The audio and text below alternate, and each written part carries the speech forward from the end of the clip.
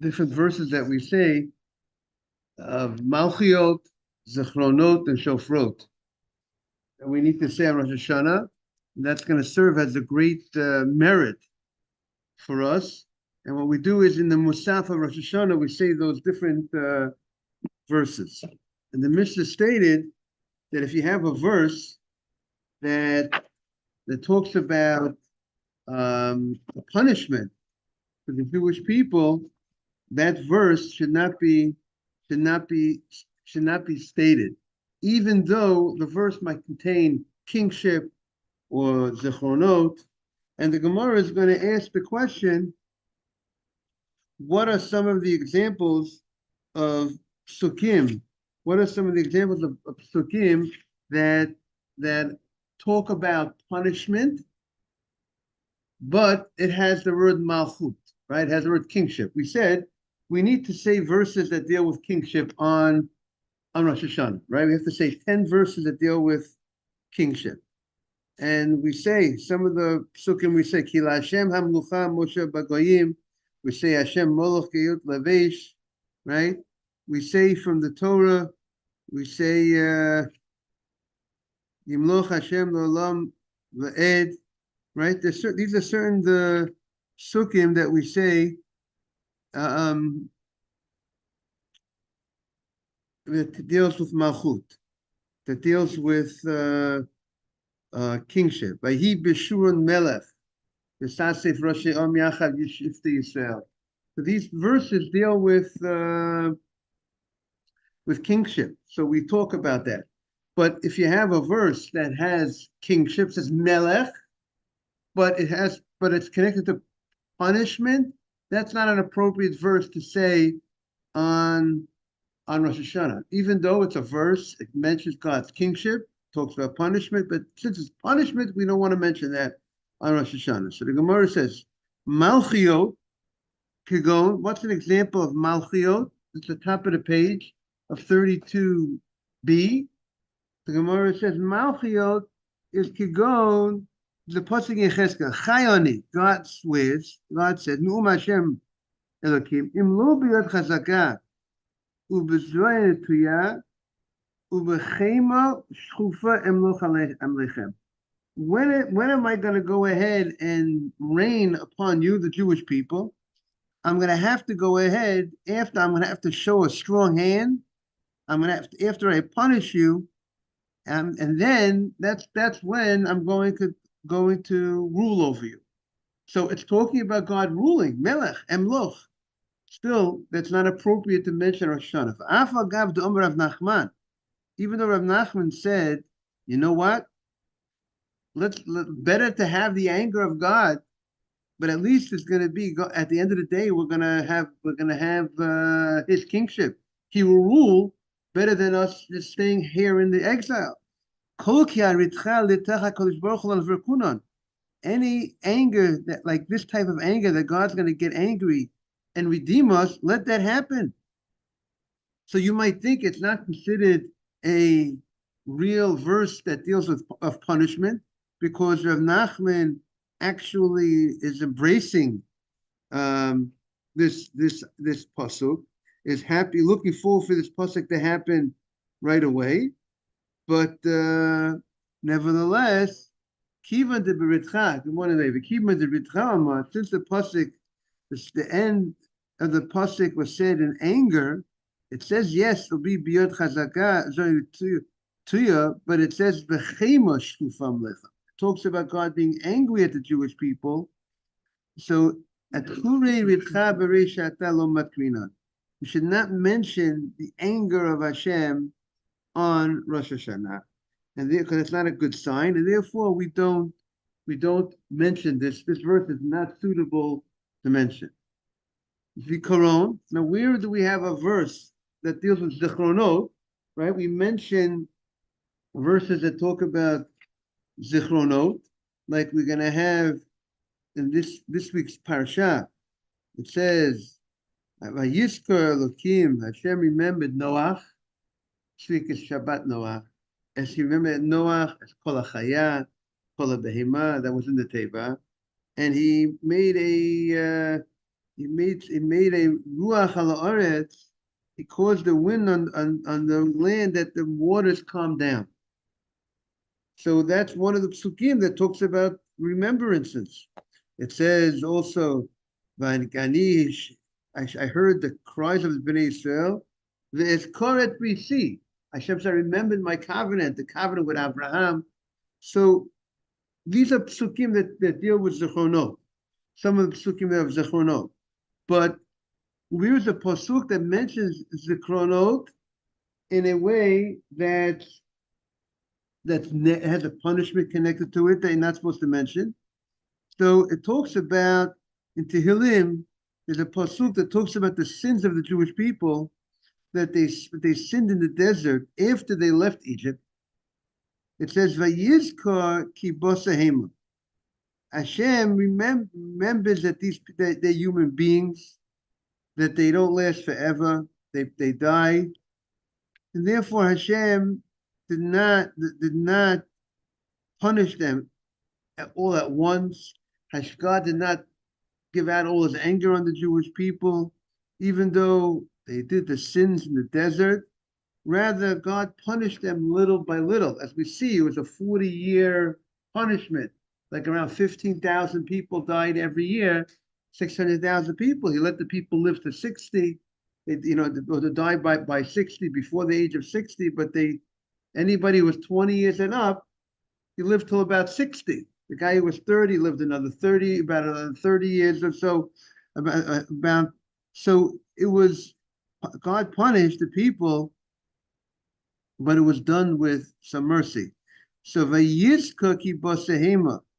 So that pasuk, which talks about God punishing, so even though it says vayizkar, it mentions the word remembrances. God, there was but that's not an appropriate pasuk to say on Rosh Hashanah.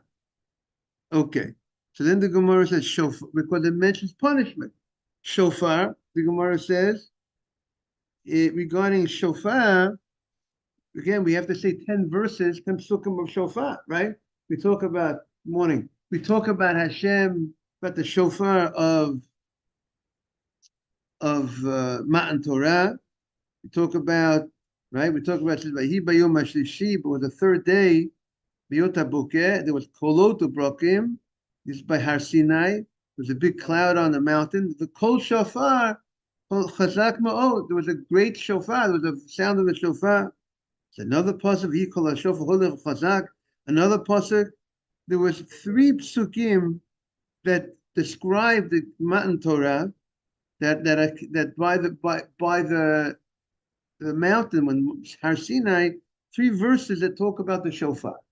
So we talk about the shofar of Matan Torah, of the giving of the Torah, which will be a great merit for the Jewish people when you evoke the story of Matan Torah, which was a great period of time where the Jewish people accepted the Torah. They said Naaseh before Nishma. They reached high levels of acceptance, of willingness. So those are the verses that we talk about by Matan Torah. But a verse that has to do with shofar, which is punishment, that you cannot say. So the Gemara says, where do we find a pasuk of shofar that's connected with punishment? So the Gemara says, shofar kigon tiku shofar bagiva. It says, the pasuk in Hosea says, talk about blow the shofar in Giva to warn the people that the enemy is coming. So, but the fact that it's talking about a shofar, but it's talking about the enemy coming. So you don't want to talk about that's a punishment when the enemy comes. So therefore, that's not the appropriate shofar verse that you should go ahead and mention. But the Gemara says, "Aval im baloma malchut zikaron v'shofar."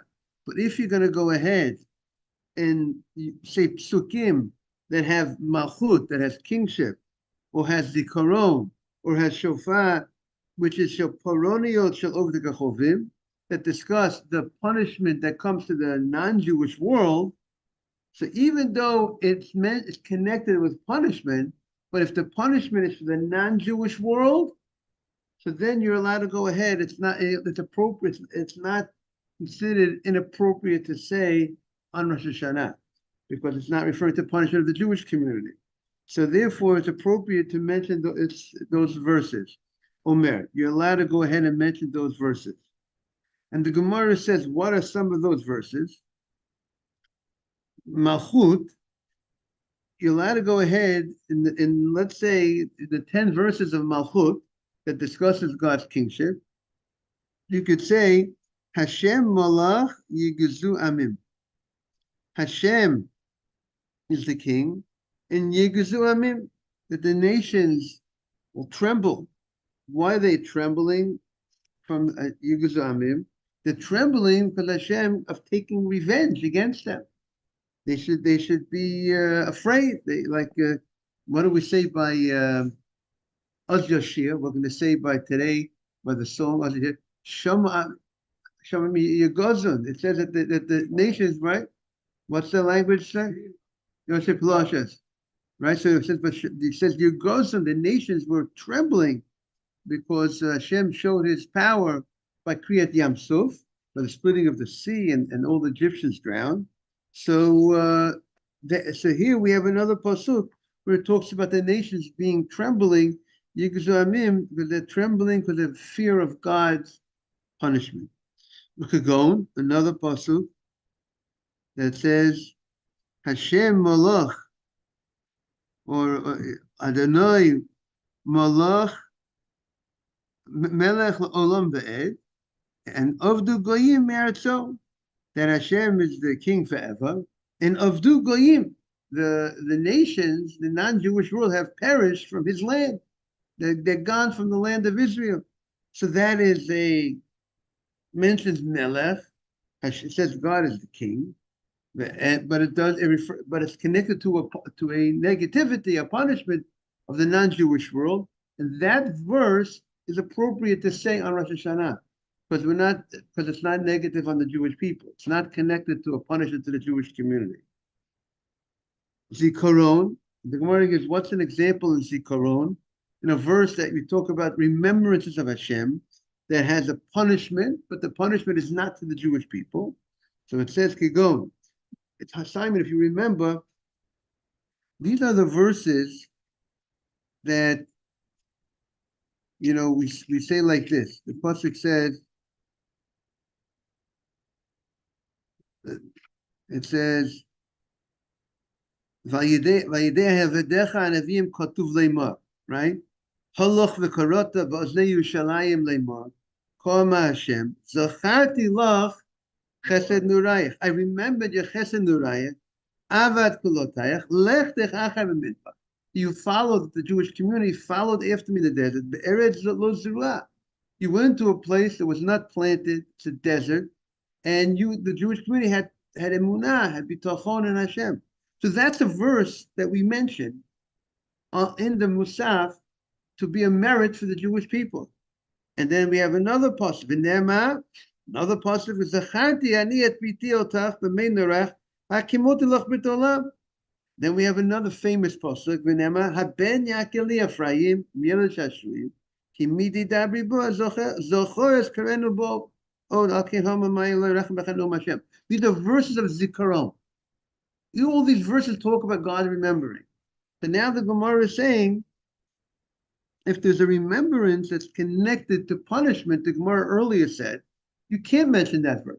But if it's a punishment of the non-Jewish community, that's all right to mention. So the Gemara says, where is the Zikaron that's a punishment to the non-Jewish community? Zikaron, it says, Kigon, Zachar Hashem Livnei Edom. And it says Hashem should remember remember Livnei Edom, remember the people of Edom, what they did to the Jewish people. Meaning they destroyed the Beit HaMikdash, destroyed Yerushalayim. You should remember them and punish them, right? So it's a language of Zachar, it's a language of remembering, but it's used in a sense, Mori Levi. It's you. Good to see you. It's used in a sense of punishing the non-Jewish community. Shofar, and where is the pasuk of my shofar? Because the pasuk says, "Kigon Hashem Elokim b'shofar yitka." Hashem is gonna go. They're gonna blow the shofar. V'halach b'sarot, will go with a storm to destroy Teman. Teman, Ksiva pasuk, and it says Hashem Svakos. You'll gain yourself. Good morning, Asaf. Hashem will go ahead and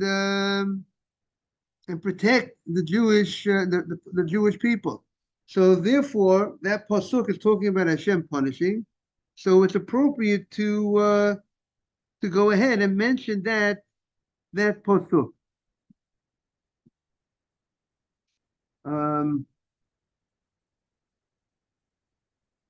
Okay, so now we're up to 32b.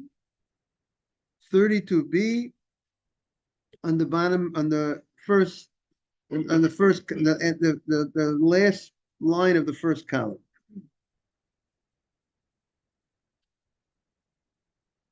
Now, maskirin zikaron sheyachid. Now the Gemara is going to, we mentioned, morning, this year, the Gemara said that we need to mention Zechrono, right? We need to mention verses that deal with Hashem's, verses that talk about remembering. Hashem remembered, and that will, by talking about Hashem remembered, we're going to use verses from the Torah, Nevi'im, Tuvim, and that will be a merit for us, that Hashem should remember us for a good year. So now the Gemara says, but the verses that you're allowed to use are verses that have to do with a community, the Jewish, not an individual. Maskirin zikaron sheyachid. You do not go ahead and you're not allowed to mention verses that deal with God remembering an individual. Remembering an individual is not enough. You want to evoke a remembrance that has to do with the community, with the Jewish community. Afilu l'tova. Even though it's mentioned a positive thing, something good, but it's an individual that therefore it's not enough. We want to evoke a greater remembrance of a community because we want Hashem to remember the community, the Tov. Kigon, we have a pasuk in Tehillim. Zochreini Hashem b'ritzon hamelech. David HaMelech says, Hashem, you should remember me when you're happy with the community. Remember me, but the pasuk is talking about remembering me, and remembering me, he's an individual, so that's not the appropriate verse to mention. Kigon, and another pasuk. This from Nehemiah. Zachra li Elokai l'tova. It talks about Hashem remembering me for good. But again, that is an individual. Remember me for good, but that's an individual. Therefore, that's not appropriate to quote on Rosh Hashanah. Now, the Gemara says, we're going to bring now different issues regarding the psukim. Pikdonot, the word to remember is, we said zachar, remember, right? Yizkar, right? Yizkar, we remember all the souls of the past, right? So there's another word that also refers to remember, means remembering, is pakod. Pakaditi, I've remembered. But pakaditi it's not the word zikaron, but it's the word pakod. It's like a synonym. So, but it's not the exact word. It's not zikaron. So is that an appropriate word? Does that also is an appropriate? If I have a verse that deals with mentions pakod, could I mention that verse, or that's not an appropriate verse to mention because it doesn't say the word exactly of Zachor, right? So let's look at the L'chreinu l'chaim, right? Chafetz b'chaim. Right. It's right. We say, correct. We say, remember us l'tova. Remember us for life. L'chreinu l'chaim. But now the question is, there are verses, there are psukim that we need to say in the Musaf. There are certain verses that we need to say, and the question is, and the verses, until now, we said you have to say zichronot. You have to say verses, psukim, that talk about remembrances. But if you have a verse that has the word pikadon, that doesn't say the word zichron in it, it says pikadon, would that also meet the qualification of that's a verse of zichronot or not? And I saw a nice idea that they bring down that zichron, the language of pikadon is more like a one-time thing. And zichron, it also indicates a constant remembering. So some want to say that's why it's not the opinion that says you can't use the word pikadon, that refers to the word pakod, because it's not it's not something that we want to use a verse that mentions the constant remembering. And therefore, if it's just a one-time remembrance might not be good enough. You see what I'm saying? I'll get you get the point? When you're saying a verse, which type of verse is the proper verse to go ahead and to say? Well, the question is, what's the advantage of a verse that mentions the word Zachar if they're both saying, if they both mean the same thing? So why shouldn't you just say what's the difference if it says there is Zachar or Pakod, if they're both synonyms, right? But we all know anything in the Torah, if the Torah uses sometimes the word Zachar and sometimes the word uses Pakod.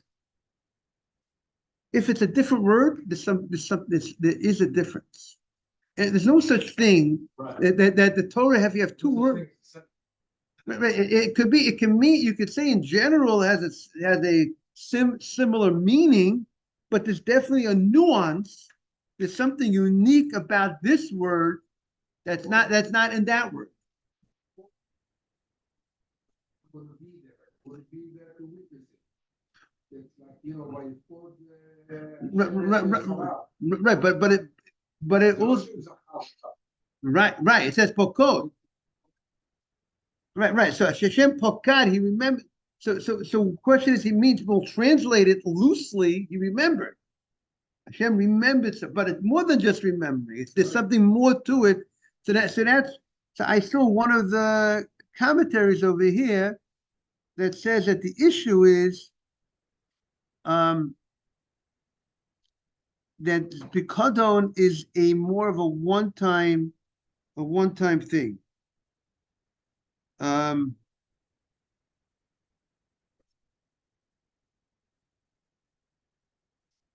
he says over here,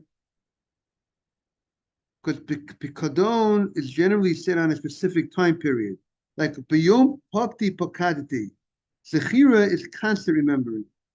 Rabbi Yehuda says on Rosh Hashana, you want to mention a word, a verse that mentions that we should be remembered in front of Hashem for good on a continuous basis. That's the Maharsha, how he understands the difference. Let's see what the Gemara says.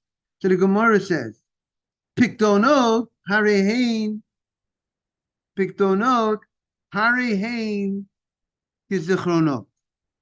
The first opinion holds that Pikdonot, you could go ahead and say a word that means the verse that has Pikdonot, that's as if you're saying Zichronot. And the Gemara says, Kagon, what would be an example? V'Hashem pokad Sarah. Hashem remembered Sarah that she should become pregnant. So that's an appropriate verse to state. Ukagon. Translating is that sounds very soft. Okay. Right, but by the way, this is what we read this on Rosh Hashana. This is the Torah reading on Rosh Hashanah. The first day of Rosh Hashanah, we read about Hashem remembering Sarah, the birth of Isaac, birth of Yitzchak. And some say, right, very, very good. And that's why we read it, because he was remembered on Rosh Hashanah. Some explain that it means that Sarah became pregnant on Rosh Hashanah. And therefore we read it on Rosh Hashanah. Now, Chagon, and another verse, Hashem says, I remembered you, I'm going to take you out from the bondage of Egypt. This is Divrei Rabbi Yossi. Rabbi Yehuda argues. He says, no. Einam k'zechronot. You cannot mention these verses. They don't equal up to zechronot. Now the Gemara has a side question. You told me that Rabbi Yossi says you could mention the verse Vashem Pokar Sarah, but how could you mention remembering Sarah? Sarah is an individual, is a yachid, and we said that you do not, you can't mention a verse of a remembrance or something of an individual. You can't mention that Hashem remembered me or remember me for good. I'm an individual, like David HaMelech.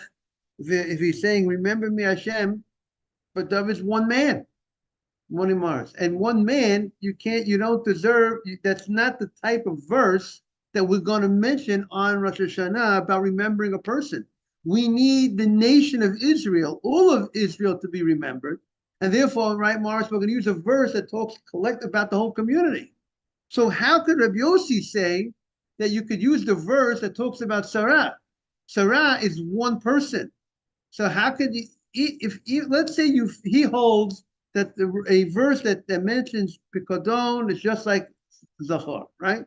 He's not concerned with the fact that it's a different word. Because the general translation is a similar concept of remembering.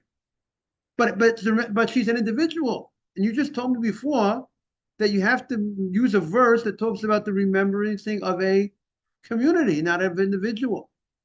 So the Gemara says something beautiful. That's the Gemara's question. The Gemara says,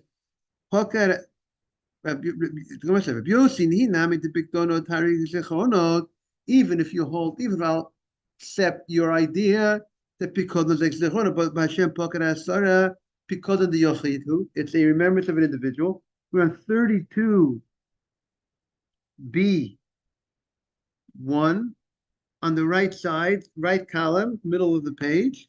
So the Gemara answers, Kivan the Otu Urabim Mina, since a Rabim came from her. Who came from Sarah? The whole Jewish community came from Sarah. So therefore, Kirabim Damya. She is like a Rabim. She's not, when Hashem, the remembrance of Sarah was not just a remembrance of an individual, because Sarah represents the whole Jewish community. When Hashem remembered her and she became pregnant and she had a child, who came from all of that? The whole Jewish community. Therefore, it's appropriate to mention that verse. Just like, we're dealing with Hashem saves Noah, right? Noah saves the world. Noah doesn't just represent himself. Just like Adam doesn't represent himself. He represents the world. Sarah represents the world jury, the world Jewish community. And, it says, why did Hashem make Adam by himself? Hashem could have created many people at one time. Could have created a world of people at one time. So one idea is that Hashem wanted you to realize that if you save one person, it's as if you saved the whole world. Because if Adam would be killed, the whole world would be gone. Saving the life of Adam is saving the whole world, because the whole world came from that person. So here we have this idea that Sarah represents the whole Jewish community, and therefore you could counter like a Rabbim. You could counter like many people. Now, let's say there's a pasuk about Rachel. Torah says, "Vayiska lakimes Rachel." Hashem remembered Rachel, and she gave birth to Yosef, and she gave birth to Benjamin. But they're a part of the Jewish community, the 2 of the 12 tribes. But the whole Jewish community is a whole different story, and therefore the whole Jewish community is from Sarah. Therefore, the pasuk, the Aruch LaNer says, the pasuk that talks about the remembrancing of Rachel would not be able to be mentioned on Rosh Hashanah because it's talking about an individual, even though 2 tribes, tens of how many thousands of people came from her, but that's not the whole Jewish community. But the whole Jewish community comes from Rachel, comes from Sarah.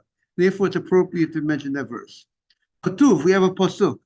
Su'u sha'arim, talking about the gates of the Beit of the Kodesh HaKadashim. Susham Rashechem minasu Pisrei Olam. You should go ahead, open up the gates of the Kodesh HaKadashim, of the Holy Holies. Su sha'arim Rashechem minasu Pisrei Olam.